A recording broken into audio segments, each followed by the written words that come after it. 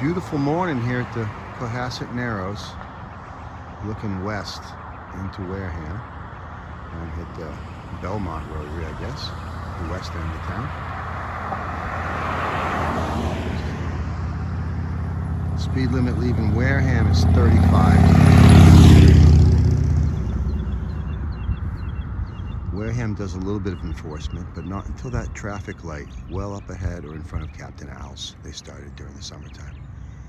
But today's video is just going to talk a little bit about speed and how fast folks are going when they come into Main Street on Buzzards Bay. And maybe we can get something done about that, because these folks are still going a good 35. They don't know it, and you know, right over my shoulder within 10 feet is a sign that reduces the speed to 20 miles an hour. So let's just go see what they're facing once they come over the top of the hill. And these guys are doing pretty good, actually.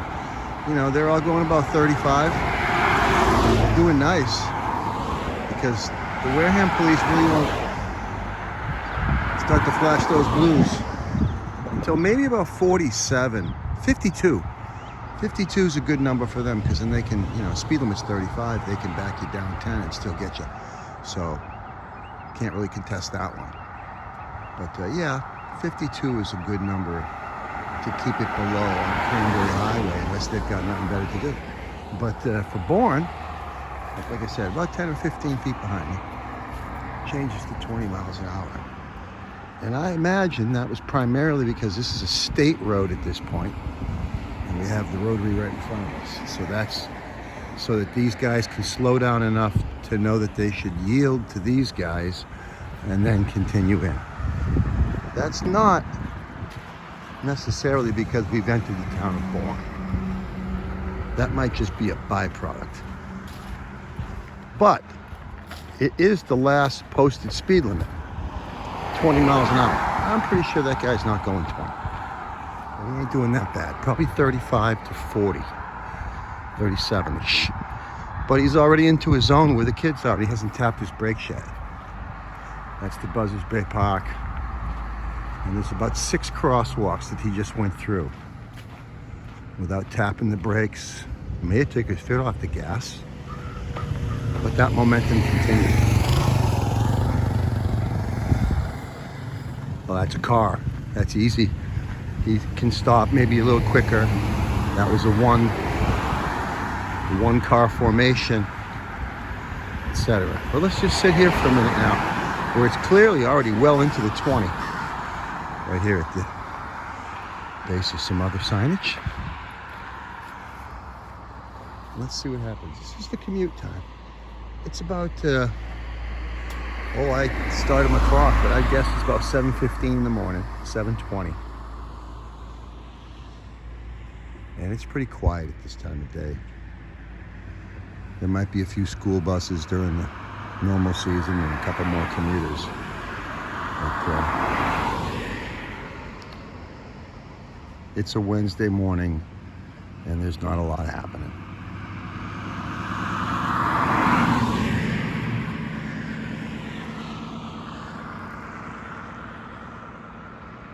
Chugging along. Foot never came off the pedal. Now the next speed limit sign is all the way at the National Marine Life Center. It says 25. So actually, it's 20 from the last posted sign. At least it would seem to be 20. We'll have to get some verification of that, either from Mass DOT or the local authorities. But it's 20 from that sign about 100 yards back. Here comes a gaggle.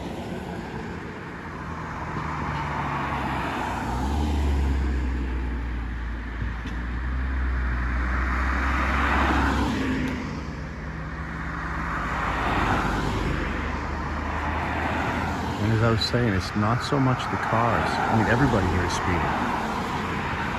To what degree is the question? What level of enforcement is the question? It's when you get a truck. And they're likely, as they're entering Cape Cod, especially with loads of cement, lumber, etc., they're likely to be heavy loads.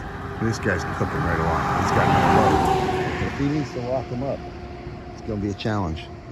He did tap his brakes as he approached the stoplight, because now it's red. That's the other problem. When that traffic light turns,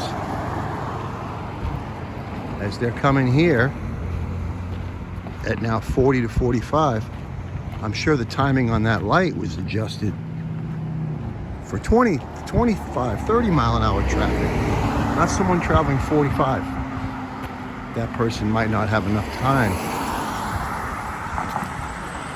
once we enter the signal zone to actually tap their brakes and stop for a normally signaled and timed light. That timing may be off. Let's see, they just ran one. And it's because they weren't going 20, they were going about 35. Glad the other guy waited.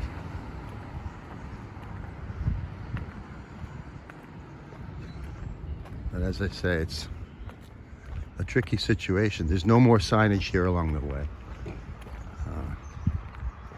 Likely this overrun area until somewhere just around there is state-controlled land. So looking into clearly not going 20 miles an hour.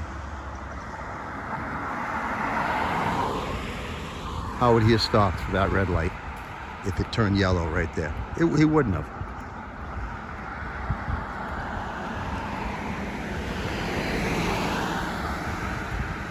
He might not even know there's a backup line of traffic until he crests the hill behind me. And then he's really got to put the pressure on the brakes to try to stop in time. Or, as I've seen happen, you can't stop in time. But this right-hand turn lane makes a nice little run out that gives you room to not hit people that are right here in front of you at the light, or to zip right around them on the right-hand side and accelerate on down Main Street. Oh, here comes a good one.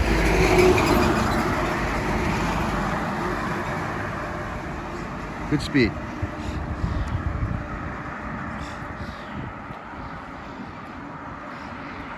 And the times of day when you have solar glare or nighttime, there's very ill lit in this area. Just the way the light comes off the Buzzards Bay Park, it gets into the driver's eyes. It's not all the driver's fault. As you're coming down this hill and your eyes are adjusting to the light, and you're blasted by light from the Buzzards Bay Park, and you're trying to see people that are just crossing on any one of these 3 to 5 walks between here and the National Marine Life Center, it's tricky for a driver.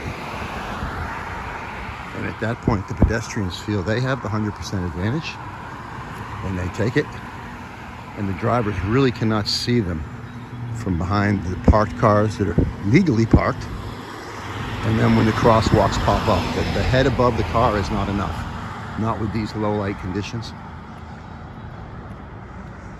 But anyway, sorry for the long rambling video, and I'm going to post it to YouTube so that it'll be on there and clear it off my phone.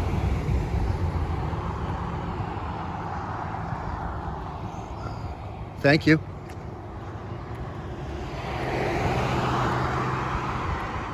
But we're still in the 20 mile an hour zone. Nothing's changed yet. There's been no signage to indicate a speed change since we saw that last 20.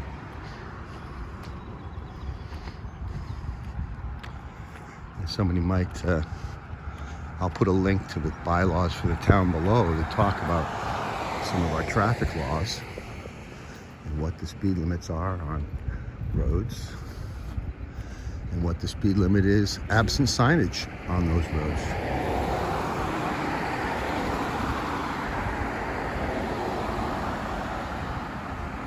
So these guys are doing good by the time they get here. But now, that's mainly because the traffic itself is slowed down. But now we're a good quarter of a mile in, and we're already across 1, 2, 3, 4 crosswalks.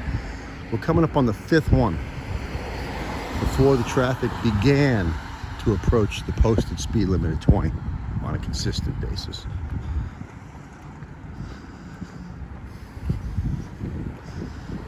And that's because we're getting to our first sign of business.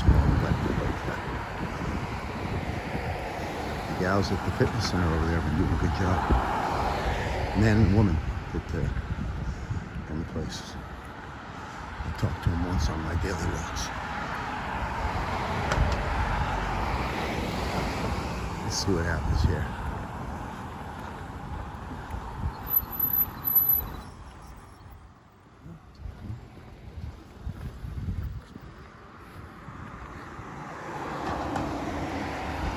That happens.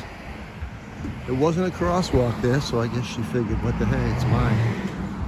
I could have took it, but I didn't feel like getting clipped off at the knees. And it's the beginning of a nice sunny day. Why start with a bad attitude? But here we go. Now we're finally to where it turns to 25 for the remainder of Main Street from here to Dunkin' Donuts. So, somewhere along that path, somewhere between here and there. Preferably a lot sooner than the Chamber of Commerce.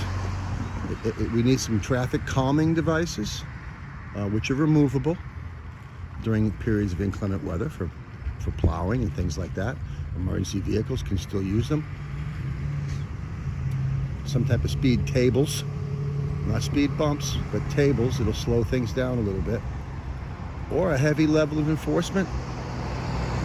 I know that when I see those signs down Cape, I guess it's in Orleans, just past the Orleans Rotary.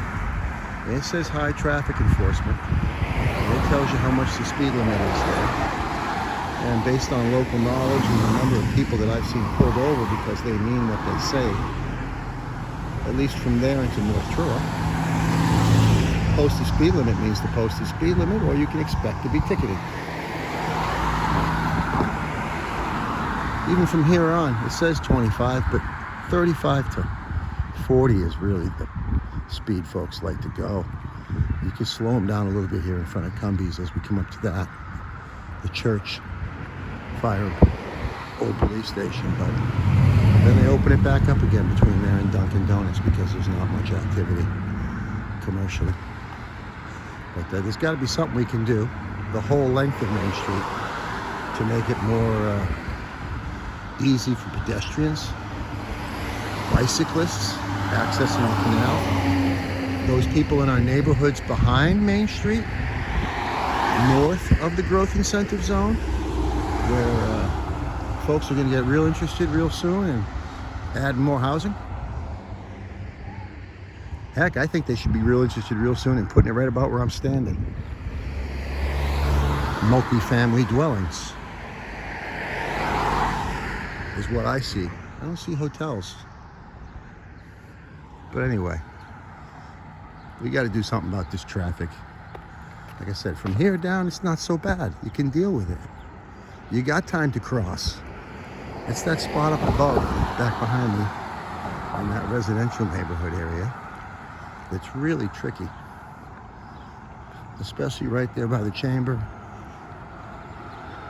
right there by Buzzards Bay Park, and the restaurants that are starting to blossom up, and some businesses that are getting a foothold. We got to make it friendly for them as well. So I'll let that gal get going with her dog. I don't think I'm stopping her. But anyway, that's traffic on Main Street today. That lady probably thinks I'm cross.